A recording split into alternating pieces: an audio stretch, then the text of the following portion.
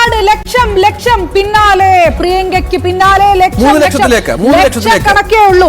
ഇതിനകത്ത് വയനാട് പ്രഡിക്റ്റബിൾ ആയിരുന്നു എല്ലാം. അപ്പോൾ പോലും രാഹുൽ ഗാന്ധി കിട്ടിയതിനേക്കാൾ ലീഡ് എല്ലാ റൗണ്ടിലും പ്രിയങ്ക ഗാന്ധിക്ക് കിട്ടിയിട്ടുണ്ട്. അതാണ് കണക്ക്.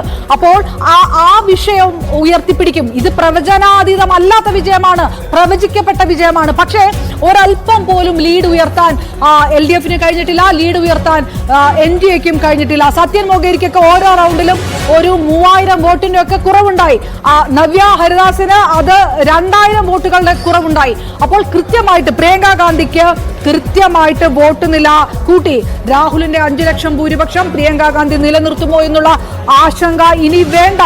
ആ തരത്തിലുള്ള ലീഡ് പോകുന്നു. കോൺഗ്രസ് അടിച്ചേൽപ്പിച്ച തെരഞ്ഞെടുപ്പല്ല, വയനാട്ടിൽ UDF അടിച്ചേൽപ്പിച്ച തെരഞ്ഞെടുപ്പല്ല. ഹർത്താൽ പോലും വന്നപ്പോൾ വയനാടുകാർ ഒപ്പം നിൽക്കുന്നു. UDF-ന്റെ ഷുവർ സീറ്റ്, കോൺഗ്രസിന്റെ ഷുവർ സീറ്റ് പ്രിയങ്ക ഗാന്ധിക്ക്.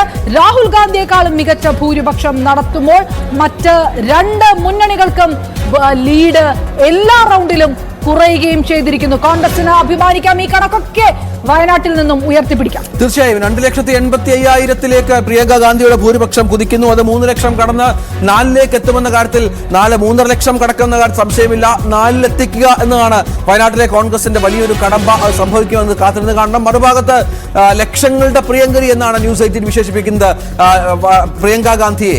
2,82,000-ൽ പരം വോട്ടുകളുടെ വിജയത്തിലേക്ക്, അതിന് മുകളിൽ വോട്ടുകളിലേക്ക് പ്രിയങ്ക ഗാന്ധി കുതിക്കുന്നു എന്നുള്ള പ്രധാനപ്പെട്ട കാര്യമാണ്. മറ്റൊന്ന്, രാഹുൽ മാങ്കൂട്ടത്തിന്റെ ഭൂരിപക്ഷം 10,238. ചേലക്കരയിൽ 11,936-ലേക്ക് കുതിച്ചെത്തുന്നു UR പ്രദീപ്. അത് 12,000 കടന്നാലും അത്ഭുതപ്പെടാനില്ല, 13,000 കടന്നാലും അത്ഭുതപ്പെടാനില്ല. ഇപ്പോഴും വോട്ട് എണ്ണിക്കൊണ്ടിരിക്കുകയാണ്. മറുഭാഗത്ത് പാലക്കാട്ട് രാഹുൽ മാങ്കൂട്ടത്തിൽ 10,238 നിൽക്കുകയാണ്. അവിടെ വളരെ സ്ലോയിലാണ്, തുടക്കം മുതൽ തന്നെ വളരെ സ്ലോയിലാണ് ഈ ഭൂരിപക്ഷത്തിന്റെ കണക്ക് പാലക്കാട് പുറത്തു വരുന്നത്. പക്ഷേ ചേലക്കരയിൽ കാര്യങ്ങൾ അങ്ങനെയല്ല.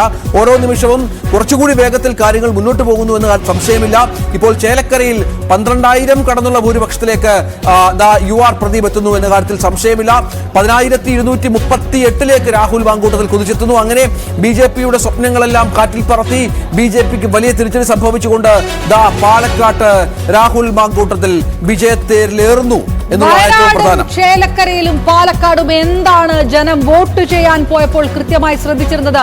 ഈ വിവാദങ്ങളൊന്നും ആയിരുന്നില്ല, വികസനം തന്നെയായിരുന്നു വിഷയം എന്നുള്ളതിൽ തർക്കമേ ഇല്ല. ചേലക്കരയിൽ ട്രാക്ടർ റാലി വരെ നടത്തി, അത് NDA-യും നടത്തി, UDF-ഉം നടത്തി. അതായത് കാർഷിക മേഖലയിലെ പ്രശ്നങ്ങൾ ഉയർത്തിപ്പിടിച്ചു. അത് പാലക്കാട് ഗുണമായിട്ടുണ്ട് എന്ന് ഒരുപക്ഷെ കണ്ണാടിയും മാത്തൂരും പഞ്ചായത്ത് വരുമ്പോൾ LDF-ന് അവകാശവാദം ഉന്നയിക്കാൻ വന്നേക്കും. നോക്കൂ, നമ്മുടെ സ്ക്രീനിൽ പോകുന്നു. ഇനി വരത്തൻ വാഴുമെന്ന്. പാലക്കാട് വരത്തൻ. നിന്ന് പ്രാർത്ഥിക്കുന്നവരും വന്ന് പ്രാർത്ഥിക്കുന്നവരും. അങ്ങനെയാണ് P. സരിൻ പറഞ്ഞത്. C. കൃഷ്ണകുമാർ പറഞ്ഞു, ഞാനിവിടെ ഉള്ളതാണല്ലോ. പുറത്തു നിന്ന് വന്ന രാഹുൽ മാങ്കൂട്ടത്തിന് വോട്ടുണ്ടായിരുന്നില്ല. ഒരു 6 മാസം കൂടി കഴിഞ്ഞ് 2025-ൽ ഞാൻ ഈ മണ്ഡലത്തിൽ വോട്ടുണ്ടാക്കും എന്നാണ് രാഹുൽ മാങ്കൂട്ടത്തിൽ പറഞ്ഞത്. അപ്പോൾ ചോദിച്ചു, AK ബാലൻ അടക്കമുള്ള